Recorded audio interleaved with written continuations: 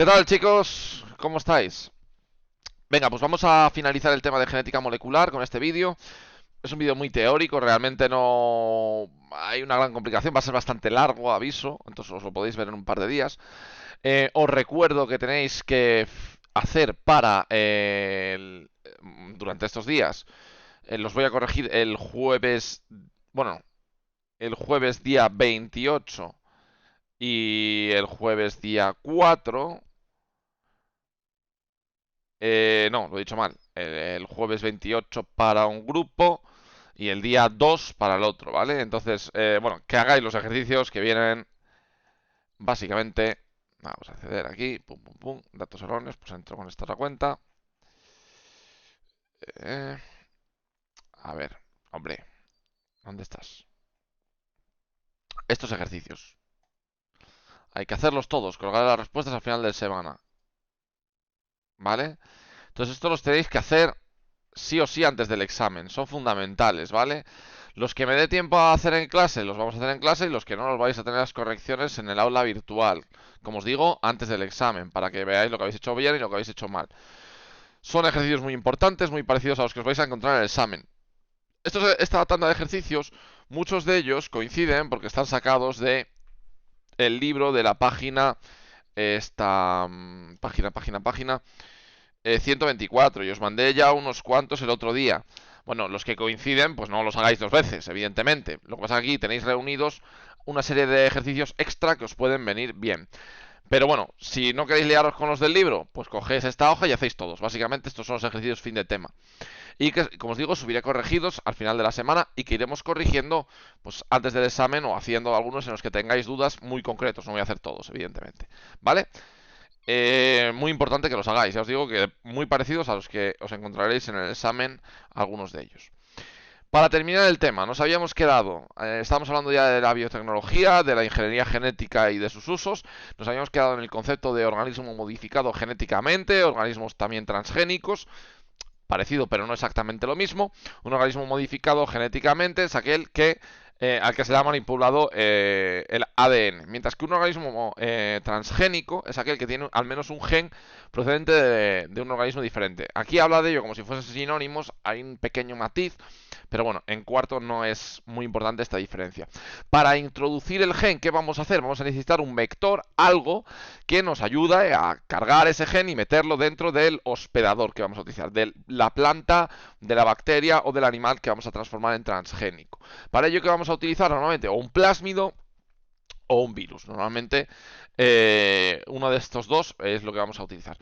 El tema de esto, que es muy importante, es que cuando el gen que vamos a meter se traduzca, pues lo que va a producir es exactamente la misma proteína que producía en el individuo de donde fue obtenido ese gen. ¿Esto por qué es? Porque como ya sabéis, el código genético es universal y una misma secuencia de nucleótidos va a producir una misma proteína. La esté produciendo en una bacteria, en un hongo, en una planta o en un animal, ¿vale? Porque el código genético, como os digo, es universal y AATTTCCC producirá exactamente lo mismo independientemente del individuo donde lo produzca, ¿vale? Esto es muy importante. Algunos ejemplos que vamos a ver, pues por ejemplo, microorganismos modificados genéticamente, ¿vale? El proceso es muy parecido a la activación del ADN, con la diferencia que ahora lo que nos va a interesar es el producto que va a producir el microorganismo cuando esté modificado, y no tanto pues la multiplicación del segmento de ADN como habíamos visto en la PCR y de la que ya hemos hablado y que ya habéis oído hablar mucho con el tema COVID. Eh, ¿A qué me refiero con que lo interesante es el producto? Pues el ejemplo que pongo siempre, el de las bacterias a las cuales se les introduce un gen para producir insulina. El gen para producir insulina, evidentemente, lo vamos a extraer de células humanas, de células de páncreas humano. Entonces, ese gen para producir insulina lo vamos a introducir en una bacteria. Y evidentemente, ese gen, cuando se traduzca, se va a traducir en una proteína, que en este caso es la insulina. Entonces, lo que me interesa no es el gen en sí, o que esa bacteria tenga el gen, sino la insulina, que voy a purificar y que voy a utilizar para como medicamento, pues para las personas, en este caso, con diabetes, ¿vale?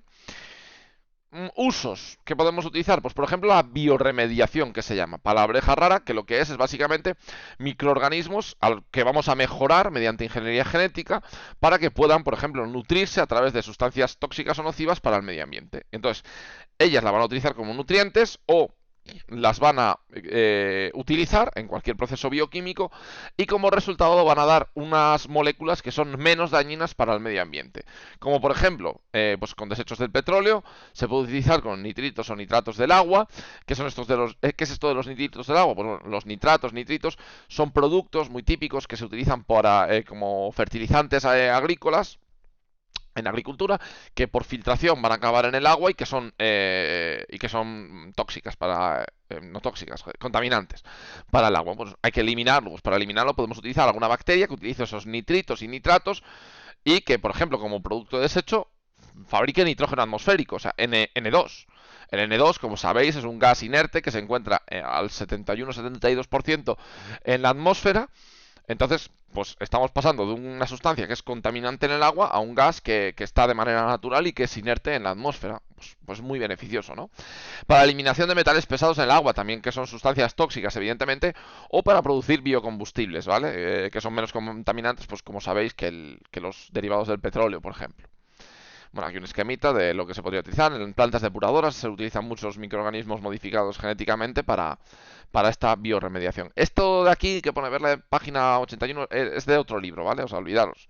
Esto es una cosa que puse, cuando hice estos apuntes los hice con otro libro, entonces este parrafillo aquí fuera. Para producción industrial y de fármacos, ¿no? Una ya lo hemos visto, por ejemplo, la insulina. Más producciones, por ejemplo, los antibióticos. En el caso de la penicilina, que se extrae de penicillium, ya sabéis, descubierta por Alexander Fleming, y de todos los derivados de la penicilina, como por ejemplo el más conocido, la amoxicilina, que seguro que muchos de vosotros, si no todos, pues habéis tomado, ¿vale? Esa producción, pues, se hace de manera industrial y lo que vamos a hacer, pues, es obtener a través de esos microorganismos, pues, estos antibióticos. O, por ejemplo, para la producción de enzimas, ¿eh? Las enzimas que, como ya sabéis, que son sustancias biológicas, catalizadores biológicos o biocatalizadores, que lo que hacen es favorecer que se den ciertas reacciones químicas, ¿vale? Entonces esto es muy importante para biotecnología en general. Plantas transgénicas. Y aquí podemos ya empezar a entrar en lo que podría ser un poco un tema ciertamente espinoso, ¿vale? Vamos con ello. Son plantas a las que les vamos a introducir o vamos a introducirles genes para producir algún beneficio, ¿vale? Por ejemplo, una de las cosas uno de los plásmidos de bacteria que se han utilizado mucho es el de Agrobacterium tumefaciens. Es un método ya un poco antiguo, aunque se da porque viene muy bien para estudiar. Entonces se utiliza el plásmido, que es parte de la genética de una bacteria, ¿vale? Y que es muy buena pues para insertar, ¿vale? Genes en otro ser vivo, en este caso en una planta, ¿vale? Otro método muy utilizado pues es la microinyección directa, ¿vale? En células. ¿Para qué hacemos esto? Pues por ejemplo para hacer a las plantas resistentes a herbicidas y plagas, ¿vale? Entonces imaginaos que yo tengo un cultivo de trigo. Y el trigo, pues evidentemente en medio del cultivo van a salir plantas que no son eh, buenas para el cultivo. Entonces yo he hecho herbicidas, ¿no? Para matar esas hierbas que no son trigo. Pero claro, esa herbicida puede que dañe también al trigo. Pues bueno, si yo mejoro la resistencia al herbicida, estoy haciendo que crezca mejor en ese tipo de situaciones. Para hacerlo resistente a plagas, para hacerlo resistente a condiciones climáticas extremas, como al frío, como al calor, si yo introduzco genes de plantas que están adaptadas al frío, de plantas que están adaptadas al calor, de plantas que están adaptadas a la desecación, voy a conseguir que el cultivo que tengo sea resistente a la sequía, al calor o al frío, ¿vale? A la alta salinidad, por ejemplo, ¿vale? Lo que nos permitiría, por ejemplo, regar cultivos con agua salada. Esto es muy interesante. Entonces lo que estamos consiguiendo son plantas pues mejoradas, ¿vale? Otro ejemplo para retrasar la maduración de la fruta y poder disponer de fruta durante todo el año. Esto, bueno, se hace, aunque también se hace otras técnicas de biotecnología, como puede ser eh, bueno, pues cosechar la fruta antes de que esté madura y conservarla en cámaras con etileno, que es una hormona que lo que hace, y se juega luego con los porcentajes de esta hormona, que lo que hace es retrasar la maduración de la fruta, y en el momento que tenemos que sacarla por el lineal del supermercado, porque hace falta fruta para que la coma la gente, pues se cambian las proporciones de los gases que hay dentro de esa cámara de conservación y madura. Pero bueno, esto en principio pues está siendo sería sustituido por directamente modificar genéticamente para que retrasar la maduración o adelantarla y que poder tener cultivos pues que no den solo, por ejemplo, la fruta en septiembre, sino que la den en julio, agosto, septiembre, octubre, noviembre. Y entonces ya tenemos un periodo más grande en el que disponemos de esa fruta, ¿vale? Otro ejemplo, mejorar el valor nutritivo de la planta, el archiconocido caso del arroz dorado. El arroz de por sí, pues es un alimento que prácticamente lo que nos aporta, bueno, no es poco, son carbohidratos, de manera casi exclusiva, diríamos, ¿no? Es un alimento muy energético. Bueno, pues hay un arroz que ha sido manipulado genéticamente para que tenga un precursor de la vitamina A, es decir, para que produzca más vitamina A. Entonces, yo estoy consiguiendo pasar de un alimento que produce carbohidratos, fundamentalmente, a carbohidratos más una vitamina. Estoy enriqueciendo ese alimento para que, bueno, pues en el caso de tener, además, como sabéis, el arroz es uno de los alimentos más básicos en el mundo y sobre todo en los países en vías de desarrollo o en los países pues donde no hay tantos recursos como en Occidente. Y entonces esto puede ser muy importante pues para mejorar la nutrición de países que puedan tener problemas de hambre, ¿vale? Aquí tenéis, bueno, el ejemplo del arroz dorado, el maíz, que es uno de las plantas que tienen más porcentaje de modificación genética. Y luego, bueno, el tema de los animales transgénicos, que este ya probablemente sea aún más polémico por el tema bueno, bioético, ¿no? Bueno, se consigue a través de una microinyección del gen en el óvulo fecundado, ¿vale? Por microinyección. Y un ejemplo, pues estos ratones fluorescentes, a los que se les ha inyectado un gen que produce fluorescencia. Como hay miles de bacterias que producen bioluminiscencia. Y pues al introducirlo, pues las células de esos ratones se vuelven bioluminiscentes. Igual que en un ser vivo que lo produzca de manera natural, ¿vale? Esto, bueno, pues básicamente se hizo para demostrar o para ver que se podía hacer este tipo de manipulaciones genéticas con animales. En cuanto a los usos de los animales transgénicos, pues por ejemplo mejorar la producción animal, ¿vale? Por ejemplo vacas y cerdos que crezcan más rápido, salmones resistentes al frío, que de crecimiento más rápido, pues para, en principio, mejorar lo que vendría a ser tener más cantidad de alimento disponible, ¿vale? Y luego, pues, fabricar órganos de interés para trasplantes, ¿eh? Como los denominados senotrasplantes, que además se suele utilizar el cerdo porque el tamaño suele ser bastante parecido a los órganos al del ser humano, ¿vale? Entonces se utiliza cerdos transgénicos para que tengan los mismos anticuerpos que el ser humano y que cuando sea introducido dentro del ser humano, pues no produzca rechazo. Hoy día, ya, esto es bastante, aunque suene muy moderno, esto es bastante antiguo, entre comillas, porque hoy día ya lo que se suele hacer es con las propias células madre de los seres humanos, se suele, digo, como si fuese esto el pan de cada día, o lo que se puede hacer es, a partir de células madre, de células totipotenciales, que son células que se pueden transformar en cualquier tipo de órgano, pues generar órganos del propio ser humano con la propia genética del ser humano que va a ser trasplantado y eso reduce mucho las posibilidades de rechazo prácticamente a cero, ¿vale? Bueno, esto lo pongo no muy bien. Bueno, sí me acuerdo por qué, pero bueno, que no quiero comentar esta imagen. Una recomendación de documental, pero sé que no lo vais a ver, pero bueno, si os interesa, es El Mundo Según Monsanto, está en YouTube, en Vimeo, lo podéis ver, en el que se habla un poco de los transgénicos y de la problemática que pueden generar. Yo os he contado el punto de vista tal vez más científico, más técnico, sin daros un poco la cara B, porque es verdad que tiene algunos problemas en cuanto al tema de pues monopolios y control de lo que viene siendo este tipo de producciones, ¿vale? Pros, pues bueno, cultivos más resistentes a plagas, clima adverso, cultivos con mayor calidad de color, sabor, nutrientes, producción de órganos y proteínas humanas para la mejora la medicina, mejora las técnicas de bioremediación, aumentos de la producción agrícola y de la ganadería mundial, por lo tanto, reducción de las posibilidades de que haya hambre en el mundo y luego si la hubiera habría que preguntarse entonces por qué, si la ciencia está avanzando para que haya más recursos disponibles para todos. Pero bueno, eso ya son otros temas en los que no voy a entrar porque no tienen que ver con biología. Contras. Bueno, aunque tampoco están muy demostrados, vamos a mencionar algunos de los posibles contras que podría haber.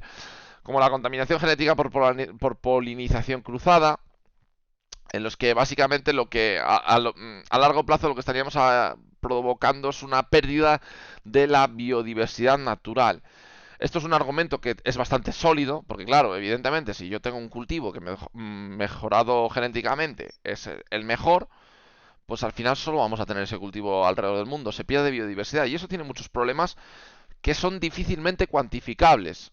Porque claro, eh, si yo pierdo ciertas variedades de plantas, no sé qué impacto estoy generando sobre los animales, sobre otras plantas, sobre insectos, etcétera, etcétera, sobre hongos, es decir, sobre los ecosistemas, porque los ecosistemas pueden ser bastante delicados. A veces creemos que van a ser delicados y son resistentes y luego pequeños cambios que no nos damos cuenta provocan grandes cambios. Es muy complicado analizar unas redes que son tan sumamente complejas, ¿vale? Entonces, puede haber muchos problemas de biodiversidad. Pero también hay que decir una cosa, la pérdida de biodiversidad, el máximo culpable no han sido los organismos modificados genéticamente, sino que ha sido el ser humano, antes de ser capaces de manipular la genética. Por ejemplo, si se sabe, está bien documentado que que hace 1000 años, en España había muchas variedades de perales, manzanos, de manera natural, eran naturales. Había muchas subespecies y variedades. Y ahora está documentado, no, se sabe que hay muy poquitas. ¿Por qué? Porque el propio ser humano fue seleccionando aquellas que eran mejores para su consumo o que le gustaban más. La zanahoria. Vosotros solo conocéis la zanahoria de color naranja.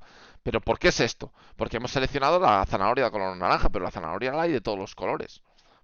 O prácticamente de todos los colores. Entonces, el ser humano, antes de ser capaz de modificar genéticamente, ya hemos hecho una selección no natural en la que hemos ido eliminando biodiversidad de una manera irresponsable, las cosas como son. Entonces, esto no es culpa de los organismos modificados genéticamente, sino de nuestro comportamiento o de nuestra interacción con la naturaleza, ¿vale?